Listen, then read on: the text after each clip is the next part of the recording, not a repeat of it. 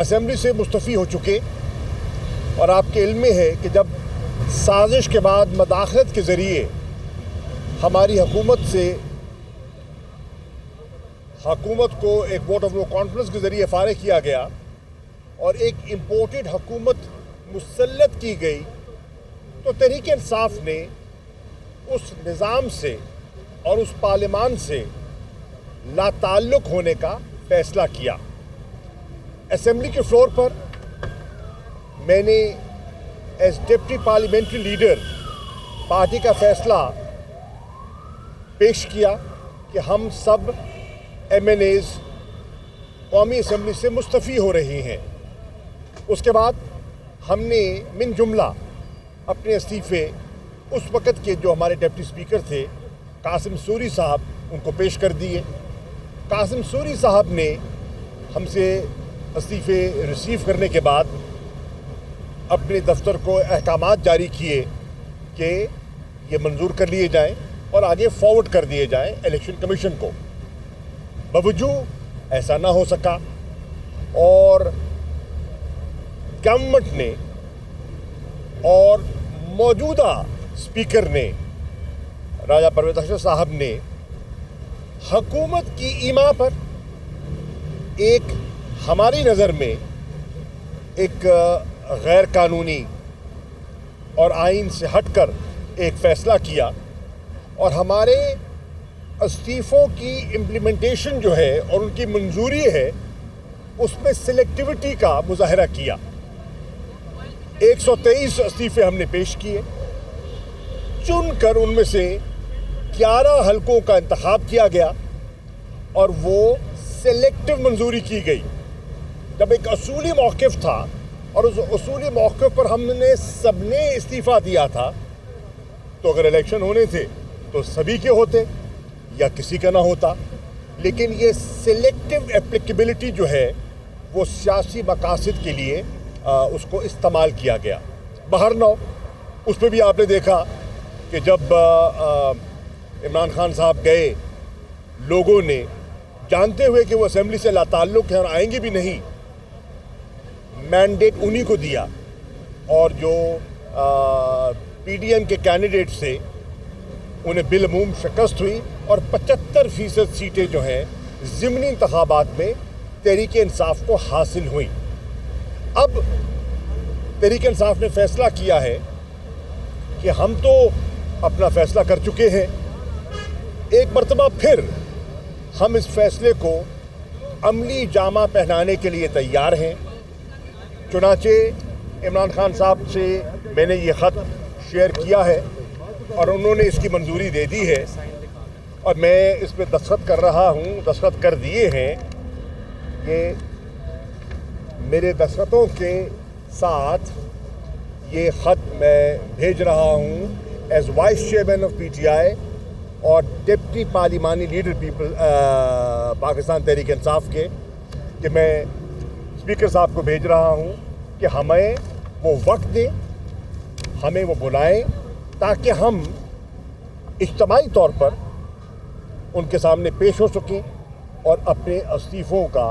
اعادہ کر سکیں اور تجدید اپنے اس فیصلے کی تجدید کر سکیں۔ یہ فیصلہ ہوا ہے اور اس فیصلے پر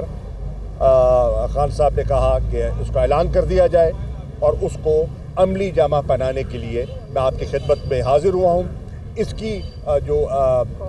کاپیز ہیں ہم میڈیا سے شیئر کر لیں گے۔ اس میں وہ ریزن اور لاجک جو ہے وہ سارا تفصیلات آپ کے سامنے ہیں۔ شکریہ۔ اچھا، اس میں میں 2 باتیں کر لوں۔ پہلی بات تو یہ ہے کہ کل سپریم کورٹ کے اندر یہ ایک معاملہ آیا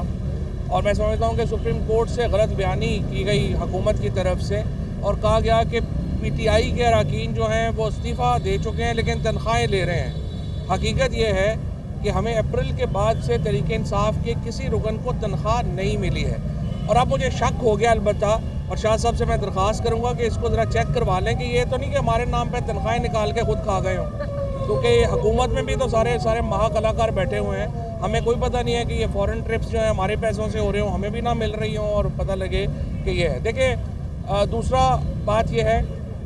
ہم تو استعفے دے چکے ہیں بڑی بدقسمتی ہے کہ پاکستان میں جو ادارے ہیں خصوصاً الیکشن کمیشن آف پاکستان نے ایک باقاعدہ سبسڈری بن کے نون لیگ کی جو الیکشن کمشنر ہے اس نے یہ کیا کہ کچھ استعفے مان لیے کچھ استعفے نہیں مانے.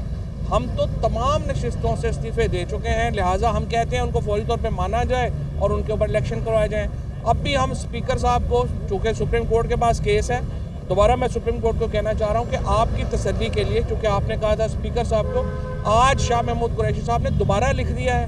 اور اسپیکر کو کہیں کہ فوری طور کے اوپر ہمارے لیے ٹائم دیں اور آئیں, سارے ممبران ہم جائیں گے ان کے ساتھ. اور انہوں نے, ہم جب جا رہے تھے دوبارہ ایوان کے اندر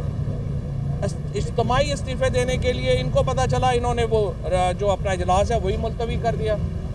اسمبلیاں تو تحلیل ہونی ہے, 17 تاریخ کو عمران خان نے اعلان کرنا ہے. اب کل دل میں دیکھ رہا تھا 23 تاریخ چل رہی تھی, 17 بھی ہو سکتی ہے, 23 بھی ہو سکتی ہے,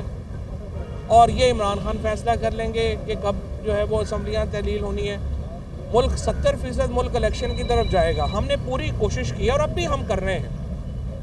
کہ ایک نیشنل فریم ورک کے تحت ملک عام انتخابات کی طرف بڑھے.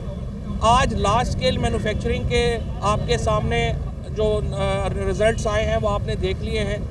اس وقت ایئر ٹو ایئر 3% پہ آ گئی ہے آپ کی لارج اسکیل مینوفیکچرنگ کے جو حالات ہیں.